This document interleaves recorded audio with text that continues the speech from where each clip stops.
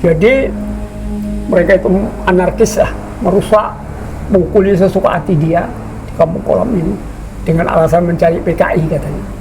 Nah, sedangkan kami yang tertinggal tidak menyerah itu ya saya katakan tadi menyelamatkan diri masing-masing di mana menurut dia aman. Bubarkan PKI, ganyang komunis. Bubarkan PKI. Saya itu di lantai bawah, tempat diperiksa di lantai 2. Kadang-kadang meraung-raung menjerit-jerit yang diperiksa itu karena dipukuli. Terdengar ke kamar saya.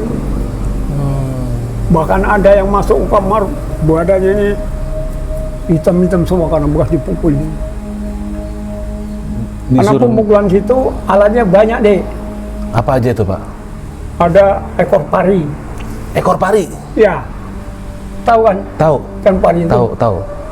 Kalau yang mungkin orang kebal, ada tebu hitam pasang situ. Macam-macam lah, banyak situ pasang di meja juru periksa itu. Mungkin orang kebal coba hantamkan ini.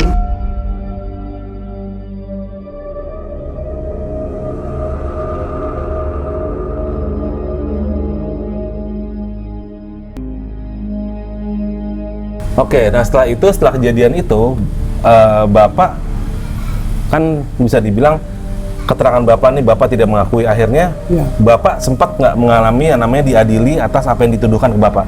Tidak pernah. Tidak pernah ada? Sampai saya bebas, saya tidak tahu mana surat perintah penahanan saya, apa kesalahan saya, sehingga saya diponis berapa saya tidak tahu.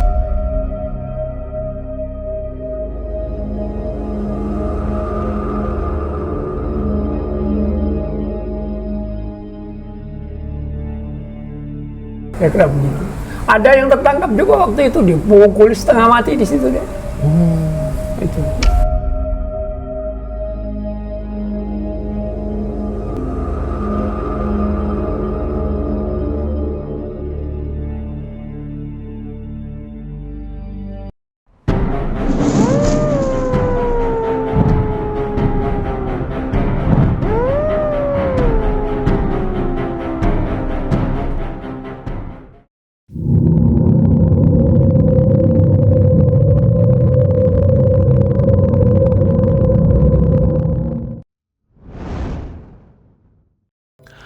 Halo, gue Arfi. Ini adalah segmen sejarah dari channel kami yang mengungkap peristiwa dari kedua belah sisi supaya kita mendapatkan sudut pandang yang lebih objektif sehingga kita bisa mencerna sebuah kejadian secara menyeluruh. Kebetulan kali ini kami mewawancarai peristiwa pemberontakan PKI dari sudut pandang mereka orang-orang kiri. Apa yang mereka rasakan, apa yang mereka pikirkan, dan apa yang mereka alami akan coba kami dapatkan dari sudut pandang utuh. Kali ini kebetulan narasumber adalah seorang pimpinan pemuda rakyat, underbow dari PKI di wilayah Medan. Mari kita secara bijaksana menilai secara logika dengan fakta-fakta yang ada bahwa memang ada oknum elit PKI yang terlibat dan bersalah. Namun juga jangan menutup mata bahwa mereka yang berada di akar rumput alias masyarakat kelas bawah, terutama yang di daerah, banyak juga yang tidak mengerti dan memahami dinamika perebutan kekuasaan yang terjadi di Jakarta. Semoga peristiwa kelam ini tidak pernah terjadi lagi di generasi selanjutnya. Assalamualaikum brother, ketemu lagi dengan gue Arfi. Hari ini gue sedang berada di Medan, kota Medan, tepatnya di Kampung Pringgan, Desa Kolam.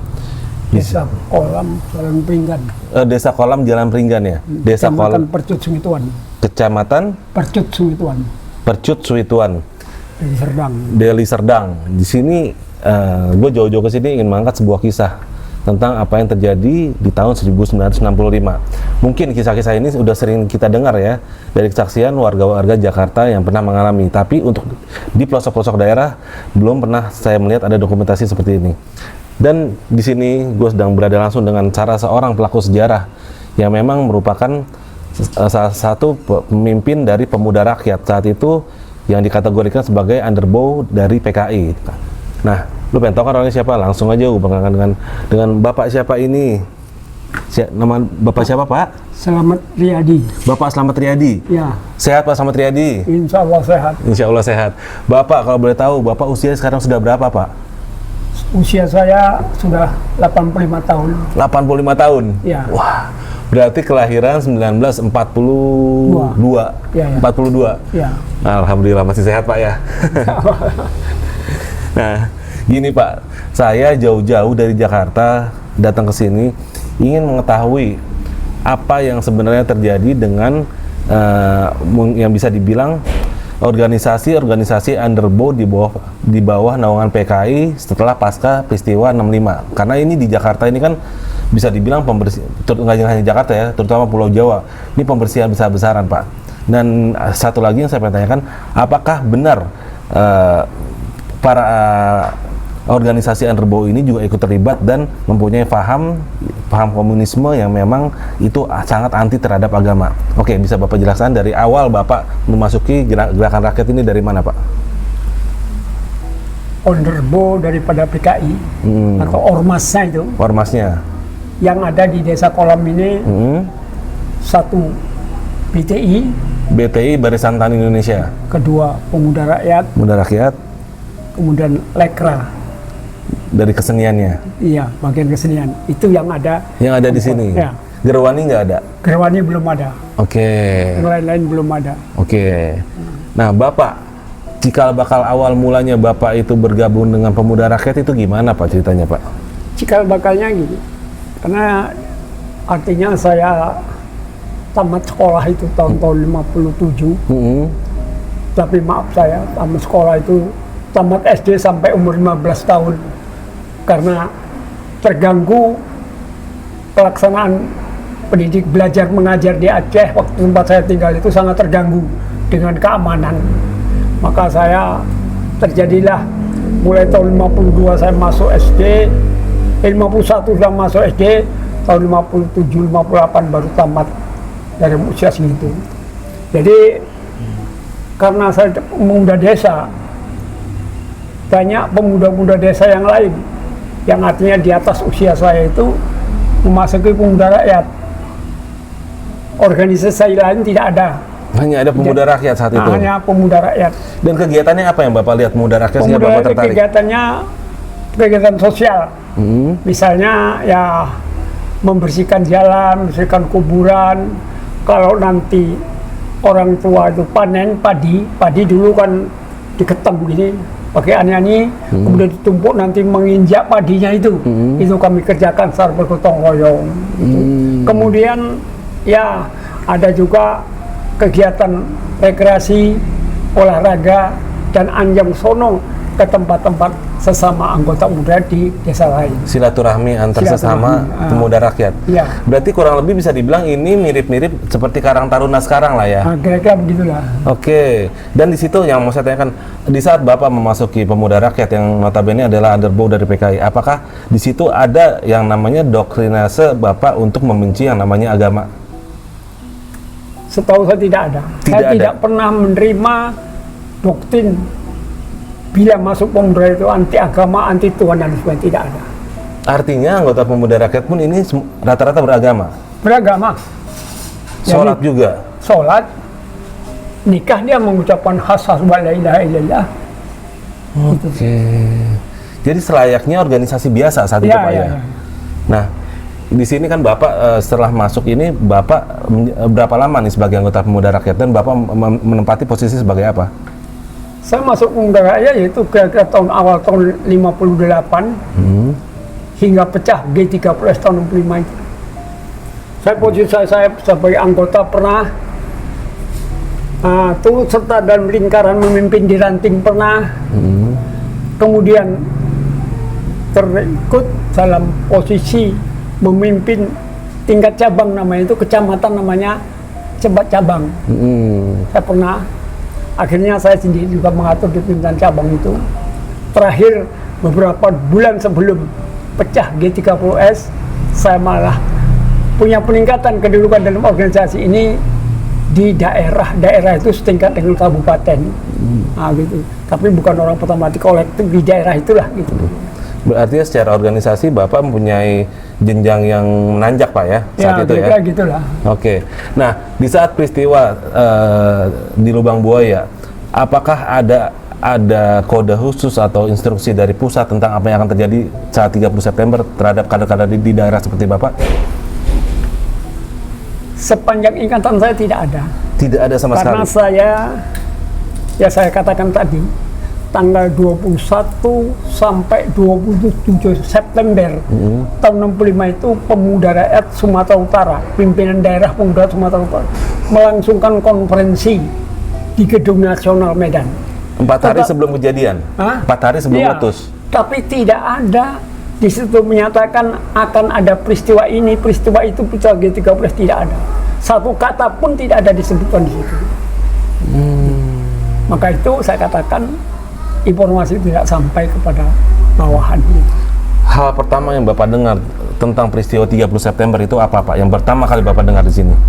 Yang saya dengar lagi dari radio lah waktu itu pagi-pagi bahwa terjadi coup Dewan Jenderal, Dewan Revolusi dan menangkapi beberapa jenderal-jenderal. Itu yang saya tahu.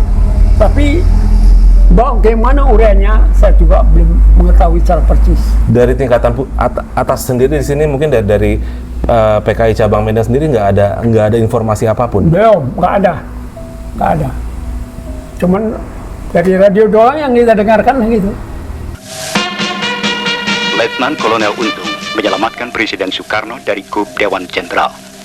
Pada hari Kamis tanggal 30 September 1965 di Ibu Kota Republik Indonesia Jakarta telah terjadi gerakan militer dalam Angkatan Darat dengan dibantu oleh pasukan-pasukan dari angkatan-angkatan bersenjata lainnya. Gerakan 30 September yang dikepalai Letnan Kolonel Untung, Komandan Batalion Cakrabirawa. Pasukan pengawal pribadi Presiden Soekarno ini ditujukan kepada jenderal-jenderal anggota apa yang menamakan dirinya Dewan Jenderal. Sejumlah jenderal telah ditangkap dan alat komunikasi yang penting-penting serta objek-objek vital lainnya sudah berada dalam kekuasaan Gerakan 30 September. Sedangkan Presiden Soekarno selamat dalam lindungan Gerakan 30 September. Hanya dari radio aja? Iya. Setelah itu apakah kader-kader di sini konsolidasi atau gimana setelah itu? Tidak ada konsolidasi. Hanya yang ada ya seperti biasalah, masuk kantor kan gitu, karena kami punya kantor kan, ya berjaga di kantor itu saja, tapi tidak ada persiapan menuju ke situ, tidak ada. Nah, itu dari internal Bapak. Dari secara eksternalnya, artinya apakah ada dari ormas-ormas yang lain mulai mendatangkan di daerah-daerah lain di Jawa itu, ormas-ormas seperti HMI, mungkin ada Ansar, Bansor itu mulai melakukan sweeping terhadap anggota PKI. Apakah di sini juga terjadi, Pak? Kalau yang setahu saya belum ada itu. Belum ada saat itu? Belum ada. Cuman ya, kalau rapat-rapat umum mereka lakukan sudah. Mulai 11 Oktober itu sudah melakukan pembakaran di gedung Sopsi Medan itu. Oh, artinya sudah ada gerakan ke arah sana. Mulai bulan Oktober itu sudah berlangsung. Yang melakukan pembakaran itu siapa, Pak? Ya, masa. Oke. Nah, dari pihak di sini sendiri, di sini kan saya lihat ada yang namanya Tugu apa itu Pak yang dekat sini? Tugu yang pemuda Pancasila itu, Tugu apa itu namanya? Tugu Amperanya. Tugu Ampera. Oh, ya. Nah, peristiwa Tugu Ampera itu sebenarnya gimana Pak? Itu kan saya lihat di situ ada tulisannya ada 2 orang korban dari pemuda Pancasila oleh kebiadaban PKI katanya kan bahasanya seperti itu. Itulah dulu kita katakan. Nah, gimana Pak? Kalau ceritanya begini, ramainya penggerebekan di kolam ini, itu memang dia mencari PKI. Tapi sebagaimana saya katakan tadi, sebelumnya kepala desa menyampaikan pengumuman supaya rakyat itu menyerah ke Buterpra, itu dilakukanlah sebagian besar rakyat sini. Tetapi setelah terjadi pengumuman itu beberapa jam kemudian, baru datanglah komando aksi menggerebek di kolam ini, yang jumlahnya itu mungkin sangat fantastis, ratusan lah orangnya. Oke. Sebelumnya itu Buterpra ini apa Pak kalau boleh tahu yang tadi? Bintara Urusan Teritorial Perlawanan Rakyat. Sekarang itu berarti kayak Koramil? Ya. Dari Koramil melakukan pengumuman kepada warga sini untuk kepala desa ini. Kepala desa? Kepala desa. Entah dia dari situ, kira-kira nggak tahu lah, tapi kepala desa yang mengumumkan kepada rakyat. untuk menyerah, Iya, menyerahkan diri. menyerahkan diri. Atas dasar apa menyerahkan dirinya? Kenapa? Tidak dijelaskan, hanya kalau tidak mau menyerahkan diri dalam waktu yang singkat, desa ini akan jadikan lautan api. Ultimatumnya seperti Ultimatumnya, kalau bahasa Jawanya, ya mau dibakar lah gitu. itu. Mau dibakar. Kira-kira gitu. Bisa dibilang desa ini saat itu salah satu kantong dari PKI. PKI yang paling kuat ya Mungkin. di Medan ya, bisa Iya. dibilang. Desa apa nih namanya tadi? Kolam. Desa Kolam. Setelah ada ultimatum seperti itu, warga desa ini sikapnya gimana Pak? Apakah mau melawan? Apakah melarikan diri? Apakah gimana? Tidak ada yang melawan. Tidak ada yang melawan. Tidak ada yang melawan. Karena sebagian sudah menyerah, sisa-sisanya ini sekarang tinggal menyelamatkan diri masing-masing ke arah masing-masing menurut dia yang aman di mana. Gitu. Tidak ada instruksi, tidak ada apapun itu dari atas. Tidak ada. Tidak ada instruksi apa-apa. Apakah melawan atau defensif aktif, tidak ada. Artinya masa dia Akhirnya gini deh, terputuslah hubungan antara atasan dan bawahan. Oke. Artinya ada kebingungan nih Pak. Ya, kepanikan lagi lah. Kepanikan, bingung. Kepanikan lagi. Karena tidak ada instruksi, tidak ada yang Tidak ada garis tertentu apa sikap yang harus dilaksanakan. itu tidak ada garis. sama sekali. Tidak ada sama sekali. Akhirnya ada yang menyerah. Ada yang menyerah. Ah. Ya. Nah, sebagian lagi Menyelamatkan diri termasuk saya tidak mau menyerah. alasannya Bapak tidak mau menyerah kenapa? Saya merasa begini, yang menyerah itu berarti kan saya salah. Apa kesalahan saya dalam hal ini? Saya belum tahu, jadi saya tidak mau menyerah. Lebih baik saya mati ditembak daripada saya menyerah, kecuali tertangkap. Itu yang saya, prinsip saya begitu. Artinya Bapak sendiri tidak mengetahui apa salah saya untuk saya ditangkap. Maka gitu saya ya? menyerah. Ya. Kalau saya ngerasa nggak salah, buat apa saya nyerah? Ya. Kan gitu Pak ya? Iya, ya. Oke, jadi kader-kader di daerah ini bisa dibilang bingung, disuruh menyerahkan diri tanpa mengerti, ini saya mau ditangkap kenapa? Saya Iya. nyerahin diri kenapa? Iya. Atau garis partai misalnya apa, garis organisasi apa yang harus kita laksanakan dalam menghadapi situasi ini, nggak ada lagi. Nggak ada gitu. sama sekali. Hampir-hampir terputus. Sudah terputus lah. Terputus. Hubungan antara atasan dengan bawahan itu. Yang di Jakarta ini sendiri, Bapak sama sekali tidak mengetahui akan ada ini. Tidak tahu. Tiba-tiba semua terjadi meledak dan di sini di sweeping semuanya bingung. Nah ya, ya itulah saya katakan tadi. Konferensi Pemuda Sumatera Utara ini kan satu provinsi. Kalau ada instruksi-instruksi itu mesti yang disampaikan. Apakah secara intern atau secara terbuka kan? Mestinya kan? Mestinya. Tapi tidak ada sama sekali. Apakah saat itu, di saat konferensi itu yang menghadiri hanya dari Bapak Pemuda Rakyat atau ada pihak lain seperti Gerwani, dari BTI? Pemuda, Gerwani. Nah, kalau ormas lain itu sekedar memberi sambutan. Tapi Oke. hadir penuh tidak. Misalnya Gerwani dimintakan kata sambutan sehubungan konferensi Pemuda Rakyat, kemudian Sopsi dipanggil dalam rangka menyambutlah konferensi kami itu, kira-kira begitu. Sopsi Tapi ini- dia hadir di situ penuh tidak. Tidak hanya sambutan. Sopsi ini sayap buruhnya dari PKI berarti ya? Iya, Sopsi. Sopsi. Kronologisnya setelah terjadi pengumuman dari kepala desa, beberapa jam kemudian, tak sampai 2 jam, datanglah rombongan komando aksi yang saya tidak tahu komando aksi itu terdiri apa saja organisasinya. Nama komandonya apa tuh Pak? Komando Aksi Pengganyangan Anti-Anti Komunis, Anti-Anti PKI. Ini isinya berarti elemen-elemen pemuda seperti Ya, mungkin pokoknya di Muhammadiyah luar PKI dan lah, gitu kayaknya. Pemuda Pancasila, Ya. Ansor dan macam-macam. Iya, Oke. mungkin. Terus? Jadi masuk kemari, mereka ini mencari rumah ke rumah, malah ada rumah yang digedor-gedor, dirusak jendelanya dan sebagainya. Karena pada waktu itu rumah rata-rata masih terdiri dari rumah papan. Ada yang dindingnya tepas, atapnya atap rumbia, atap nipah, bahkan ada atap lalang. Nah gitu-gitu. Jadi mereka itu anarkis lah, merusak, mengukuli sesuka hati dia di Kampung Kolam ini dengan alasan mencari PKI katanya. Nah, sedangkan kami yang tertinggal tidak menyerah, itu ya saya katakan tadi, menyelamatkan diri masing-masing di mana menurut dia aman. Bubarkan PKI, ganyang komunis. kira-kira begitu. Ada yang tertangkap juga waktu itu, dipukul setengah mati di situ dia. Itu. Mereka ini datang sendiri atau bersama dengan militer, Pak? Awalnya sendirian. Awalnya sendirian. Tapi menjelang sore, menjelang kira-kira jam 5, apakah itu militer atau itu polisi tidak tahu. Tapi ada tembakan senjata api ke arah padi-padi tempat orang-orang itu sembunyi. Ditembaki. Ya, Apakah ada korban jiwa dari? Tidak ada tidak satupun ada, ya? dan penembakan tidak ada. Hanya orang itu kocar-kacir lah melarikan diri gitu saja.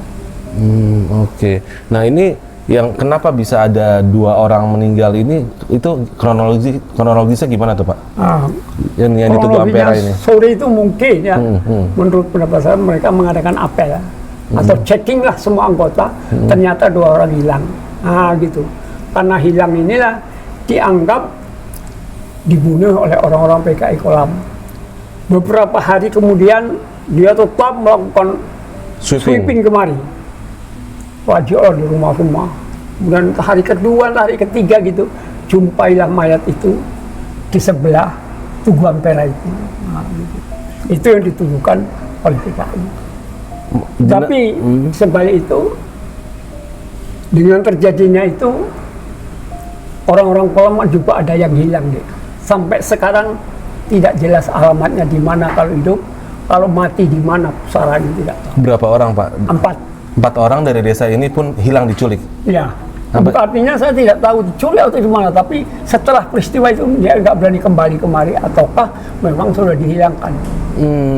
Kemudian gini, ada tambahan atas peristiwa pembunuhan ini, ada yang sudah dituduhkan, ditangkap dengan tuduhan melakukan pembunuhan ini 4 orang.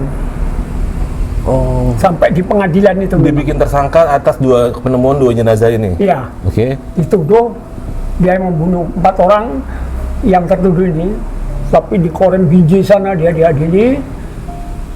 Dia tetap tidak mengaku dan menolak, tapi rata-rata kena hukuman di atas 2 tahun waktu itu. Ada pengadilannya ya? Ada, kalau untuk 4 orang ini ya. Pengadilan umum lah ini ya? Ya, pengadilan umum dituduh membunuh 2 orang ini. Gitu. Berarti 2 jenazah ini ditemukannya persis di Tugu itu? Ya, di sebelah Tugu itu. Ini kondisinya dibunuh ini apa dengan ditembak atau dengan seperti apa? Dengan senjata tajam lah katanya. Senjata tajam ya? Artinya 2 yang hilang ini ditemukan. Ya. Setelah kejadian itu Pak, kan artinya situasi masih memanas. Apa yang terjadi selanjutnya? Semua situasi tambah memanas. Kemudian traumanya orang sini pun makin menjadi, orang itu malah menggebung-gebung dari kemari. Mungkin ada yang diduga dibunuh oleh si Anu, oleh si ini, oleh si Anu, si ini. Dicarilah beberapa nama pada waktu itu. Tapi akhirnya tidak jumpa juga. Gitu. Saya sejak peristiwa 25 Oktober itu saya keluar dari desa Kolam ini ke daerah-daerah lain yang menurut saya bisa menyelamatkan diri saya, gitu. Tetapi harapan itu semua pupus. Kemana saya berada, kok hampir-hampir diketahui oleh orang-orang itu, gitu. Oleh mereka yang mencari saya itu. Selalu bocor? Bocor. Kira-kira begitu luasnya alam dunia ini, saya akan memijakkan kaki saya, 2 kaki saya ini pun sangat sulit kira-kira. Nggak ada tempat lagi gitu. Tapi walaupun demikian, saya tetap berusaha untuk keluar daerah, ke daerah-daerah lain gitu. Bapak sampai daerah mana Pak waktu itu Pak? Saya sampai ke daerah Aikonopan, tebing tinggi di Bamban situ sudah. Berarti tempat Bapak bersembunyi selalu digerebek? Ya, tapi waktu sekitar sini ya, waktu sekitar desa Kolam di Percut misalnya, selalu digerebek. Tapi mudah-mudahan ya tidak dijumpai gitu. Tidak terbukti kalau saya berada di situ lah, kira-kira begitu. Selalu Bapak sudah bisa kabur duluan? Bapak selalu bisa kabur duluan? Iya. Sampai akhirnya gimana? Bapak sempat ada gimana di jalan itu kan bisa dibilang ketat ya? Sempat ada pemeriksaan atau gimana? Ada, itu pemeriksaan. Teringat saya tanggal 10 November tahun 65 itu. Ada razia besar-besaran di Tanjung Mulia antara Jalan Medan Belawan. Di situ yang depan yang merazia Hansip, kemudian aparat Kodim, yang seri ketiga militer, kan gitu. Jadi aparat Hansip saya ketangkap bahwa kartu saya tidak jelas. KTP Bapak tidak jelas? Kartu saya, KTP saya tidak jelas. Kemudian saya diserahkan kepada aparat Kodim menyatakan, ini sana taruh tempat ruangan PM polisi militer kan. Gitu itu. Disitulah saya ditempatkan bersama beberapa orang yang sudah terdahului. Antara lain ada 2 orang yang sudah lebih dulu saya tertangkap. Lebih duluan ketangkap ya? Ya. Tapi tak lama saya kemudian berada di situ, saya ditanya mau kemana. Saya mau ke Sumbar melihat famili saya meninggal. Gitu saja. Nah setelah itu gimana tuh? Setelah itu ditanya saya ada uang, ada berapa? Ini lah Pak, 20 rupiah waktu itu. 20 rupiah? Pecahan puluhan perak itu 2 biji. Kalau udahlah tinggal itu kau berangkat saja lah semua, bawa sepedamu katanya. Kalau bawa semua, serahkan semua Pak, saya bantu apa sama keluarga saya kayak gitu. Udahlah bagi 2 katanya gitu. Lalu saya langsung berangkat ke daerah lain. Artinya uang Bapak diambil oleh pihak militer setengahnya. Iya. Dengan imbalan Bapak bisa melanjutkan perjalanan. Iya, saya bisa berjalan lagi. Gitu. Setelah itu Bapak ke arah mana lagi melarikan diri? Saya waktu itu ke arah Pancur Batu. Pancur Batu, di situ juga tidak aman. Saya sampai ke Lima Mungkur, Tanjung Perawa juga tidak aman. Akhirnya kembali lagi ke situ, Pangkalan besoknya baru pindah jauh lagi gitu. Bapak melakukan pelarian ini selama berapa lama sampai Bapak bisa tertangkap? Ya itulah sejak peristiwa 25 Oktober hingga Mei 67 dari daerah ke daerah lain. Bapak tertangkapnya akhirnya di daerah mana Pak? Daerah Bamban sana. Sedang apa? Bapak ditangkap sedang apa saat itu?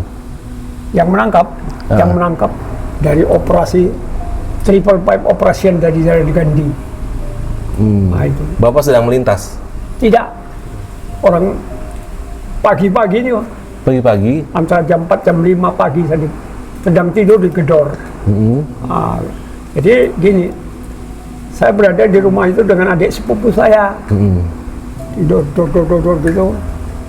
Namanya adik saya Sagiman. Sagiman itu bukan, ini Abri kata dia. Saya udah ketangkaplah saya, kira-kira gitu. Ketika saya buka jendela, senjata sudah ditodong, mau kemana kau kata, gitu. Gitu. Banyak sudah dikelilingi rumah itu dengan tentara, kayak 4 orang kali 5 orang gila. Setelah itu? Langsung saya digari, saya dibawa ke Jalan Gandhi pagi itu juga. Jangan itu markas militer? Militer. Sampai di sana apa yang terjadi Pak? Sampai sana saya hanya dimasukkan ke dalam kamar terus. Tidak diinterogasi, nggak apa-apa.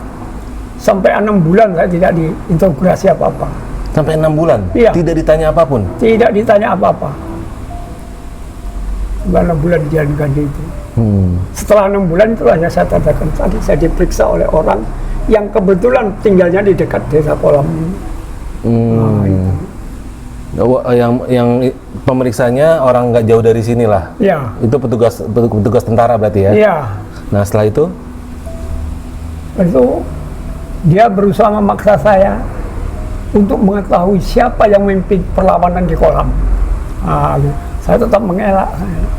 Malah dia mengancam, saya punya saksi banyak ini yang menunjukkan kau terlibat dalam peristiwa di Kolam. Oke Pak, saya punya saksi. Saya pada waktu itu saya tidak berada di kampung Kolam saja. Gitu. Akhirnya dia bisa menerima juga keterangan saya.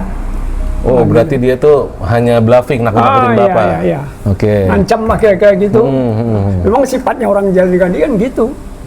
Orang ditangkap, tak tahu persoalannya, diancam-ancam begini begitu, akhirnya bisa mengaku. Kalau yang tidak ngerti kan, ngaku dengan bujuk rayu lah kadang-kadang. Kau nanti kalau ngaku kan enak, kau nggak bisa sampai ditahan, nggak sampai begini begitu, kau bisa pulang.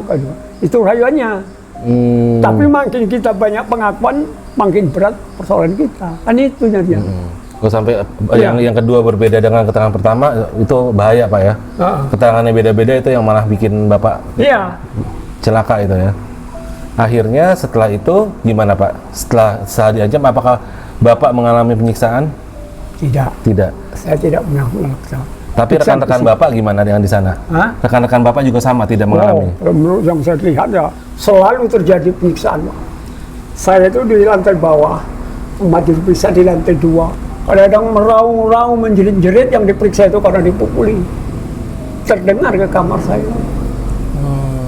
Bahkan ada yang masuk ke kamar, badannya ini hitam-hitam semua karena bekas dipukuli. Karena Disuruh pemukulan situ alatnya banyak deh. apa aja itu Pak? Ada ekor pari. Ekor pari. Ya, tahu kan? Tahu. Kan pari itu. Tahu. Kalau yang mungkin orang kebal, ada tebu hitam, pasang situ. Macam-macam lah, banyak situ pasang di meja juru periksa itu. Mungkin orang kebal coba hantamkan ini. Kalau kenut yang segini itu ya sudah makanan sarapan pagi lah kira-kira kamu mau diperiksa itu. Oh gitu. Artinya alat-alat penyiksaannya berbagai macam Pak ya? Berbagai macam. Mungkin dia berguru juga kan. Dengan orang-orang apa ini dukun-dukun. Wah orang yang begitu ini antinya. Ada yang keladi hitam, tebu hitam, macam lah itu. Gitu. Nah, berarti dari berbagai macam ini interogasi itu Bapak alhamdulillah tidak pernah merasakan penyiksaan. Kira-kira itu karena apa Pak? Kalau menurut saya ya Dek ya, saya jujur saja ini. Mungkin karena saya pertama saya jujur, saya tidak mau membohong, Nggak berbelit-belit. tidak berbelit-belit. Walaupun saya pimpinan, saya tidak pernah menyatakan anggota saya itu yang masih di luar banyak itu. Saya tidak pernah begitu. Mungkin saya mendapat lindungan dari Allah Subhanahu Wa Taala. Kemudian memang ada pertolongan mistik dari orang tua. Dua orang tua lah ya. Oke. Tentang hal itu, saya memang menolak keras-keras kalau katanya pemuda rakyat itu anti agama, anti Tuhan dan sebagainya. Karena pemuda rakyat banyak yang semua yang Islam menikah mesti mengucapkan asyhadu an la ilaha illallah, asyhadu anna muhammadar rasulullah Syahadat. sebagai rukun Islam. Dan ada banyak yang mengaji, melakukan sholat juga banyak. Nah, itu. Jadi tidak adalah di kalangan kami ajaran-ajaran dari partai yang khusus supaya anggota pemuda itu anti Tuhan, anti agama. Tidak ada itu. Tidak ada. Oke, artinya ini di mata Bapak pemuda rakyat itu hanyalah sebagaimana organisasi pemuda biasa ya. Iya. Yang semuanya pun memiliki agama, masing-masing juga punya keluarga dan punya kepercayaan masing-masing ya. Jadi tidak ada ajaran dari doktrin partai yang memisahkan antara anggota dengan agama, itu tidak ada. Tidak ada. Oke. Nah, setelah Bapak kan Bapak tidak mengakui kalau Bapak terlibat di kolam ini. Ya. Setelah itu apa yang terjadi kemudian? Yaitu akhirnya juru periksa itu menyerah kepada saya. Ah sudahlah kalau kau nggak mau ngaku pertanyaan saya, ini ada pertanyaan. Kalau nggak salah waktu itu ada 16 pertanyaan yang dia tulis di buku tulis tangan. Ini saya beri waktu 3 hari untuk menjawab ini katanya. Kan? Apa aja tuh Pak pertanyaannya? Ya tentang lewat hidup saya lah, kapan masuk pemuda rakyat, apa tujuan pemuda rakyat, gitulah kira-kira. Kemudian peristiwa di kolam itu bagaimana saya kok bisa nggak terlibat, itu kira-kira gitu. Setelah saya jawab, ini kau jawab bagus-bagus, jangan singkat-singkat, kau pimpinan, jadi punya argumentasi yang baik untuk menjawab pertanyaan ini, katanya gitu. 3 hari, tiap hari saya masuk, saya ditinggali rokok sebungkus, teh manis. Situ jawab itu diberi waktu 3 hari. Enak juga ya dikasih rokok, dikasih teh manis ya. Iya, jarang itu memang terjadi gitu kan waktu itu. Artinya metode interogasi yang saya dapatkan, karena saya juga pernah mewawancara seorang tokoh pemuda rakyat tapi di wilayah Jawa Pak ya. Ya. Tepatnya di daerah Pekalongan nih kalau nggak salah ya, daerah Pekalongan itu mereka sadis sekali Pak. Oh, Kalau Bapak kan disuruh menulis sendiri nih ya, dengan mesin ketik, mereka nggak sudah dibuatkan yang sama sekali tidak sesuai dengan apa yang mereka buat, dan mereka disiksa sampai mau tanda tangan. Itu di Jawa karena mungkin berdekatan dengan peristiwa kejadian Pak ya. Jadi kemungkinan mereka mau menggali, tapi kalau di sini kan mungkin jauh ya Pak ya, tidak sesadis di Jawa berarti. Oke, nah setelah kejadian itu, Bapak kan bisa dibilang keterangan Bapak nih, Bapak tidak mengakui, akhirnya Bapak sempat nggak mengalami yang namanya diadili atas apa yang dituduhkan ke Bapak? tidak pernah. Tidak pernah ada? Sampai saya bebas, saya tidak tahu mana surat perintah penahanan saya, apa kesalahan saya, sehingga saya diponis berapa saya tidak tahu apa kesalahan. Sampai dengan Bapak bebas tidak pernah ada pengadilan? Tidak. Selama Bapak di dalam tahanan penjara, apa aja kegiatan Bapak? Berapa lama sih Bapak ditahan kalau boleh tahu? Ya, saya di Jalan Ganti kurang lebih 2 tahun. Ya itulah, makan nasi jagung, yang jagungnya kasar-kasar. Kalaupun ada yang lain itu bisa membantu lah, ngasih pisang sepotong dan sebagainya, kadang gitu. Merokok pun kalau yang tukang merokok itu pada gantian, kasih sama yang punya rokok itu. Nah, kalian 4 orang ini 1 batang dan banyak gitu. Ada yang pecandu lagi, untungan itu pun dirokok lagi, digulung lagi dengan kertas apa yang ada, dibakar karena selalu candunya merokok. Kalau saya tidak merokok. Gitu. Nah, satu nih, ini di luar topik Pak. Saya pernah mendengar salah satu peristiwa di Medan ini yang agak besar, itu tentang pembunuhan Pelda Sujono kalau nggak salah. Nah itu yang kalau nggak salah kepalanya itu dia anggota militer yang kepalanya dipacul oleh BTI kalau nggak salah. Itu di mana itu kejadiannya Pak? Itu terjadinya kan Simalungun itu. Simalungun ya. Di Kabupaten Simalungun yang waktu itu kira-kira Pelda Sujono ini menghalangi rakyat itu mengerjakan tanah itu. Gitu itu. Jadi rakyat itu melawan.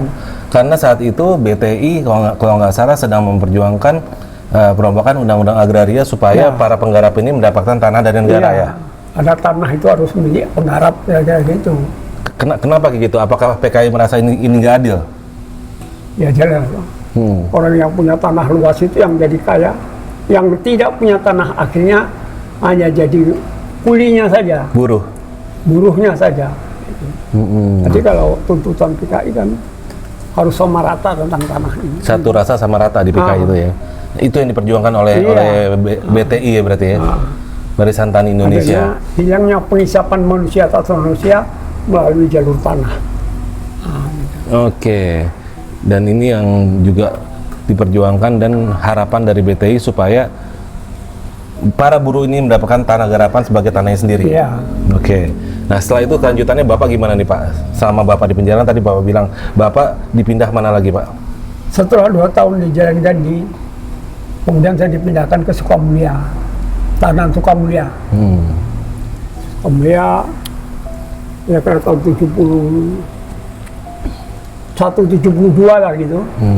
Saya dipindahkan ke sana selama kurang lebih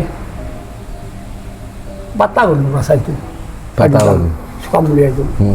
Sukamulya ini kalau di Jalan Gandhi itu kita hanya di dalam kamar yang tertutup gini. Nggak bisa tiap hari dapat matahari. Kita mandiannya dibatasi satu kamar itu 1 jam. Sore 1 jam, pagi 1 jam. Gitu. Tapi kalau di Sukamulya kita bisa keluar di dalam pagar itu. Walaupun pagarnya sempit tapi bisa melihat matahari. Kalau hujan bisa kena hujan, kira-kira begitu. Saya kurang lebih 4 tahun di sana. Ya serupa, kalau makannya nasi dari dapur mereka juga lah, nasi jagung itu. Gitu. Cuman di Sukamulya pengiriman itu agak lancar yang bagi keluarga yang mampu.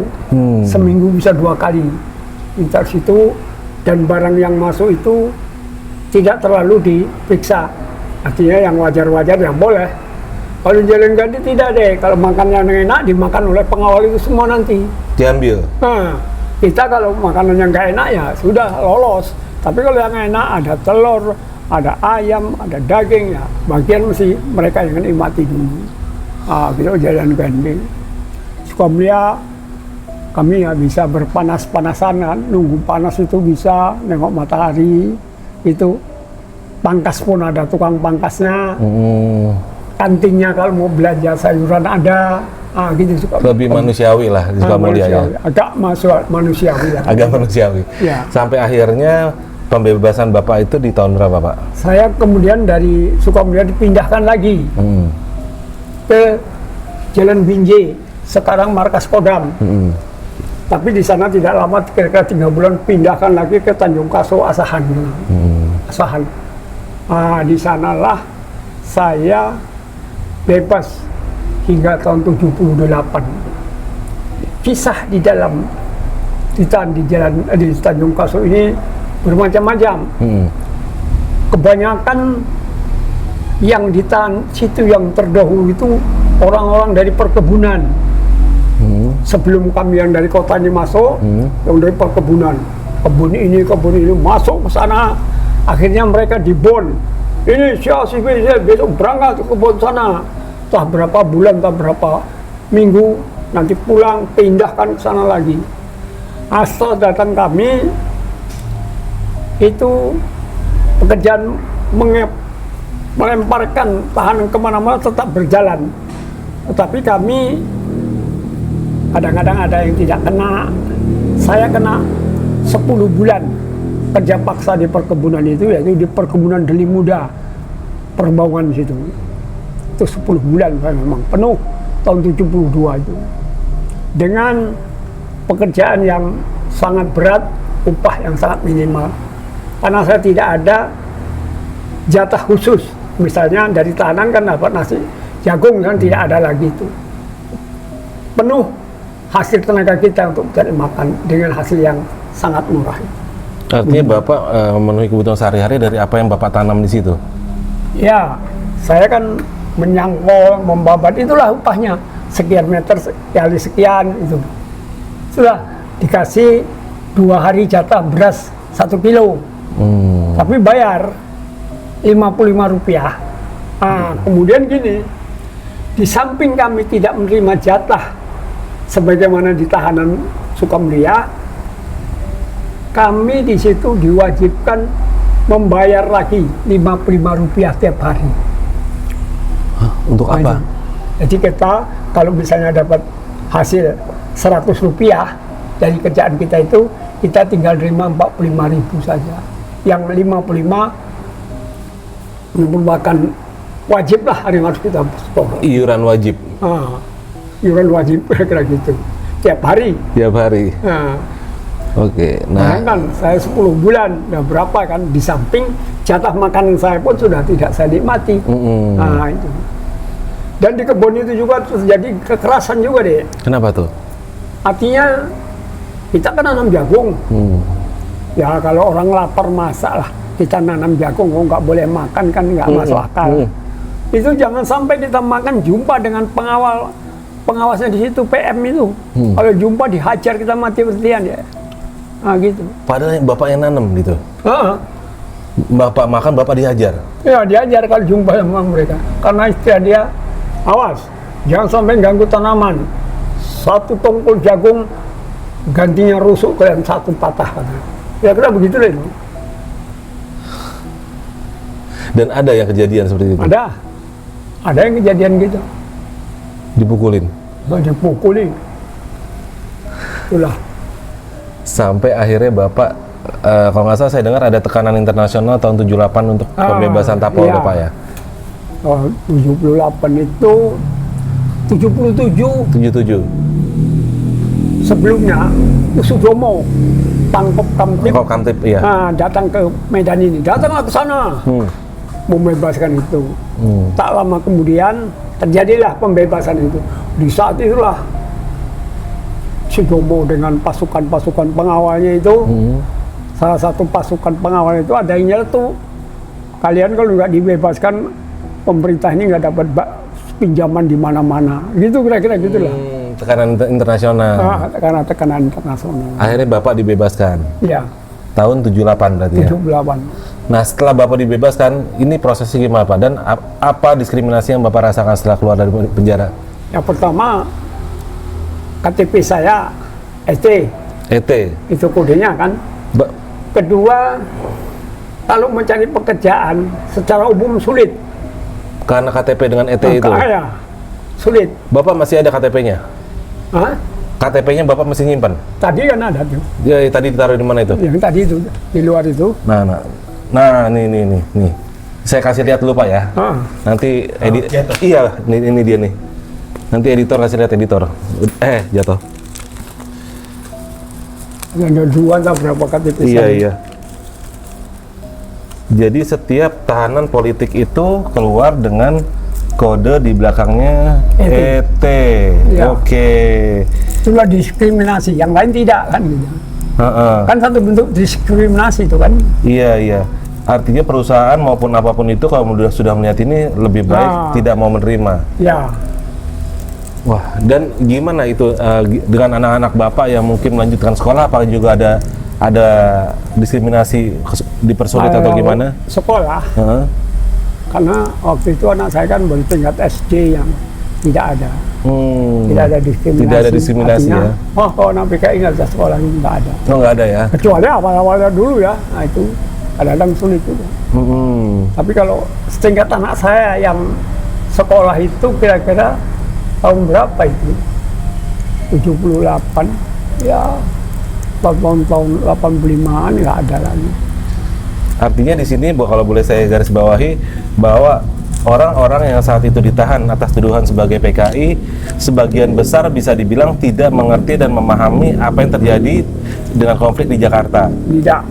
Itu dengan apa yang diperbuat oleh elitnya, Bapak yang di daerah ini sama sekali tidak mengetahui. Bapak hanya organisasi biasa yang juga tidak anti Tuhan. Ya, dan tiba-tiba Bapak ditangkap atas tuduhan terlibat G30 SPKI gitu ya. Oke, nah ini kan hal baru ya buat yang pada nonton, bahwasannya di daerah ini terutama kayak di Sumatera ini kan jauh banget dari Jakarta. Mereka ini nggak tahu apa-apa, bahkan ngedenger aja enggak Pak ya. Tidak pernah dari garis partai melakukan instruksi kita mau adakan ini, nggak pernah ada Pak. Nggak ada. Tiba-tiba Bapak dikepung di sini, ditangkap dengan tuduhan ini itu ya. Iya. Nah itulah, jadi kita harus apa ya, tidak mungkin ada elit yang terlibat Pak ya. Mungkin ada yang terlibat, tapi di akar rumput seperti Bapak di mana tidak ada informasi, tidak mengerti hal-hal seperti itu ya, perebutan kekuasaan di atas, Bapak tidak mengerti ya kan? Nggak mengetahui. Artinya yang karena memang tidak ada informasi dari atasan. Tidak ada sama sekali. Tidak ada sama sekali. Oke. Nah mudah-mudahan yang Bapak ceritakan ini bisa apa ya, sedikit membuka wawasan ya, bahwasannya ya seperti saya bilang tadi, nggak semua orang tahu dan memahami, nggak semua anggota PKI maupun underbownya ini mengetahui apa yang terjadi gitu. Bapak di daerah hanya melaksanakan sebagai organisasi biasa yang Bapak bilang tadi. Ibaratnya kayak Karang Taruna lah, membersihkan pekarangan, kayak kuburan dan kayak gitu, seperti itu. Olahraga, jang sono, itu aja lah. Oke. Ya kadang-kadang memang itulah saya katakan tadi, sering mengikuti rapat di Medan sebagai massa gitu saja, bukan ada masuk apa-apa. Ya, oke. Setelah saya bebas, saya punya hubungan dengan organisasi YPKP, Yayasan Penelitian Korban Pembunuhan 6566, yang sekarang diketuai oleh Bejo Untung. Saya pernah wawancara beliau Pak. Pernah. Itu dia pun pernah datang kemari. Udah 2 kali datang kemari. Situ wawancaranya udah lama. Udah setahun lalu. Tapi dia kan sakit-sakitan tuh. Iya kan. Makan nggak bisa banyak, kan gitu.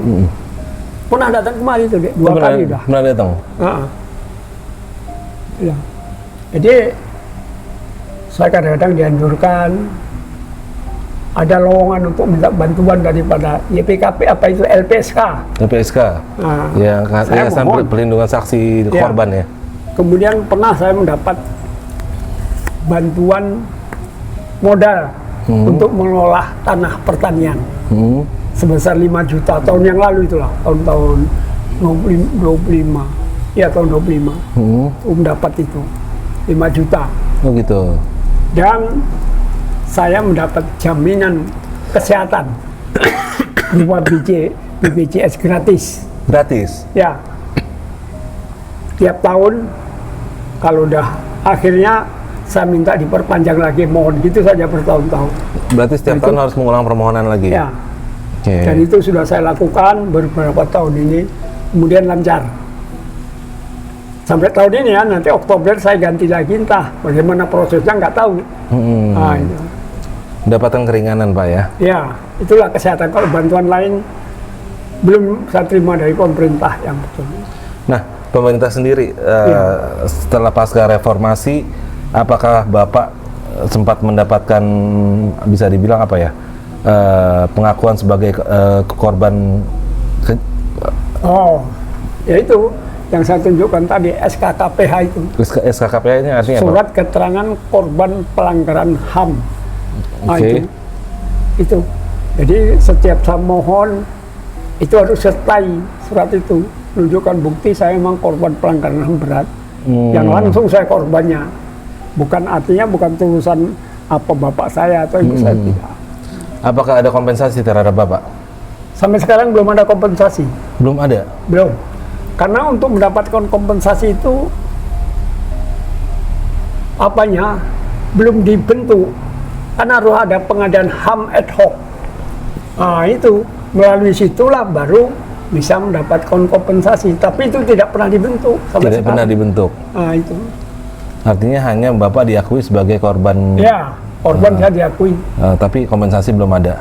Nah, kompensasi belum terima. Kecuali itulah kesehatan. Itu saja. Oke. Nah, dari apa yang Bapak alami dulu sampai sekarang ini, ibaratnya kan seperti tadi saya bilang, Bapak hanyalah orang di kampung yang ikut berorganisasi dan menjadi korban atas konflik kepentingan elit di atas ya. Iya. Harapan Bapak sekarang di usia Bapak yang senja terhadap pemerintah yang nonton nih kisah Bapak seperti ini, apa sih harapan Bapak ke pemerintah sekarang? Ya, harapan saya ya semua perangkat yang bisa meringankan saya segera dibentuk, yaitu pengadaan HAM ad hoc. Dengan itu saya akan bisa mendapatkan kompensasi. Oke. Nah, itu harapan saya. Dan bisa meringankan beban Bapak di usia tua ini, Pak ya? Ya, Oke.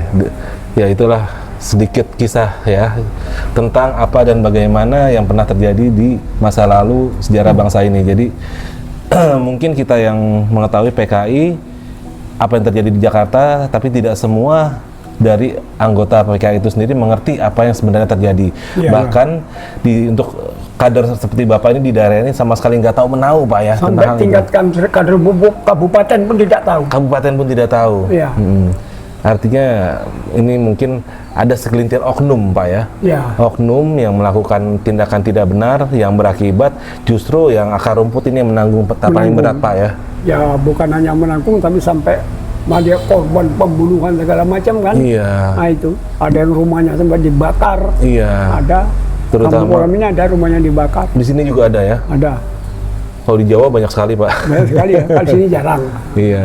Maka itu saya katakan tadi sama situ, kalau orang yang maaf ya saya tidak meninggikan apa saya, selevel saya di Jawa sulit untuk bisa lolos Iya. dari pengejaran gitu. Nah, itulah. Nggak Tapi apa- kalau di sini mudah-mudahan karena saya ini, gimana lah, akhirnya ya sampai sekarang kita bisa berjumpa. Ya kalau saja saya waktu itu menyerah ke Petrepra, ya mungkin sudah berakhirlah cerita ini Nggak ketemu kita, Pak ya. ya nggak ketemu lah kita pokoknya. Oke deh kalau gitu. Bapak sebelumnya saya ngucapin terima kasih banget ya. Iya, iya. Bapak sudah mau bercerita. Mudah-mudahan apa yang Bapak ceritakan ini ngasih pencerahan ke generasi muda Iya. tentang apa yang sebenarnya terjadi, Pak ya. Iya ya. Oke. Kemudian Apalagi nih, Pak? sekarang ini deh ya, Heeh. mata saya sudah 90% tunanetra, Oke. ya kan? Pandangannya samar-samar. Kemudian telinga juga sudah tidak 100% lagi untuk mendengar. Kalau saya simpulkan, saya ini sekarang kok seperti ada orang mengatakan kata di bawah tempurung. Saya bisa cerita tentang dunia, tapi pengetahuan saya hanya sekitar tempurung itu. Itu sebabnya keterbatasan saya dalam menikmati hubungan pemberitaan yang sekarang ini. Saya melihat TV sudah tidak jelas, telinga sudah bisa, alat lain saja tidak mendengar. Yang saya mohonkan kepada kalian berdua, tolonglah saya. Kalau bisa ini ya, carikan saya radio. Radio 4 ban yang kecil, yang masih aktif.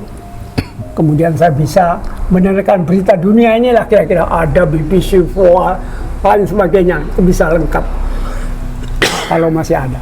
Dan itu saya tidak, kalaupun kalian bisa mendapatkan berapa harganya, mudah-mudahan saya bisa bayar lagi. Insya Allah Pak. Itu saya mintakan dengan sungguh-sungguh. Radio Pak ya? Ya. Karena kalau HP ini kan kadang-kadang nggak bisa kita percaya lagi. Orang yang bisa masukkan berita situ saja bisa bikin berita tertentu kan. Betul. Tapi kalau radio mungkin saya bisa mendengar masih dan lebih saya bisa dipertanggungjawabkan kebenarannya ya. Kebenarannya gitu. Itu yang sangat saya sudah mintakan kepada orang-orang yang selalu jumpa dengan saya, tapi sampai sekarang belum berhasil. Radio Pak ya? Iya. Insya Allah Pak. Insya Allah kita usahakan. Yang kedua, setelah kita berwawancara ini, saya minta daftar nama kalian dengan alamatnya. Iya, siap. Dengan nomor HP-nya. Siap. Kan gitu. Kan tidak keberatan kan? Nggak keberatan Pak. Nah, itu. Jadi yang ketiganya,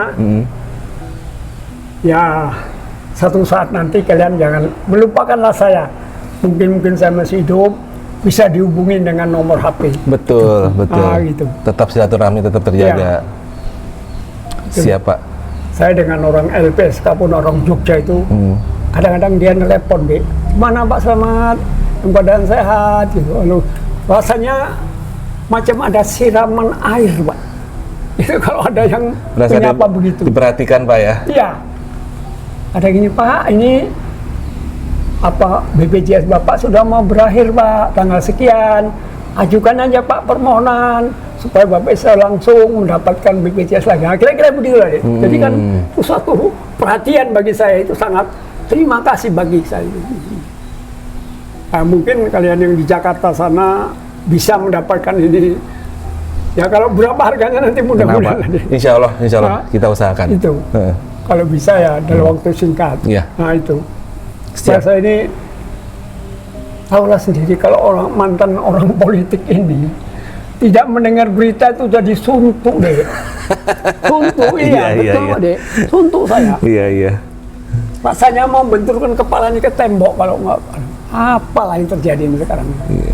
Kalau dulu kan begitu ada perubahan pemerintahan misalnya, cepat kita tahu di sana presidennya ini, di sini, di sana bupatinya ini. Mudah-mudahan kalau Jawa dan Sumatera sampai Kalimantan, Sulawesi itu gubernur saya tahu. Gubernur ini mana, gubernur ini siapa tahu. Tapi sekarang kecuali Sumatera Utara saya ini nggak tahu. Karena keterbatasan saya dalam menguasai situasi sekarang. Nah, itu. Radio Pak ya? Ya, saya harapkan. Insya Allah. Radio 4 ban yang kecil saja lah, tahu saya yang besar. Ya, siap. Nanti yang penting alamat Bapak kita catat, rezekinya ada, insya Allah kita kirim. Iya. Oke Pak ya? Di Jakarta masih ada kuasa Tuhan. Itulah. Ada lagi mau sampaikan Pak? Saya kira itulah yang saya sampaikan. Ya akhirnya mungkin di sana sini kalian dan mengajarkan wawancara saya kepada saya. Ya mungkin wawancara saya ini ada di sana sini yang kurang pas menurut kalian, saya mohon maaf. Kemudian keluarga saya yang datang kemari menyambut kalian kurang pada tempatnya juga, saya minta maaf yang sebesar-besarnya. Alhamdulillah keluarga Bapak menyambut dengan sangat baik. Oke, udah nggak ada lagi Pak ya mau sampaikan ya? Nggak ada. Itu harapan saya cuma radio itu. Radio Pak ya? Insya Allah Pak, doain Pak ya. Bisa. Lancar, tenang aja Pak. Oke. Ya. Saya Arfi undur diri dulu, dan Bapak siapa? Maaf.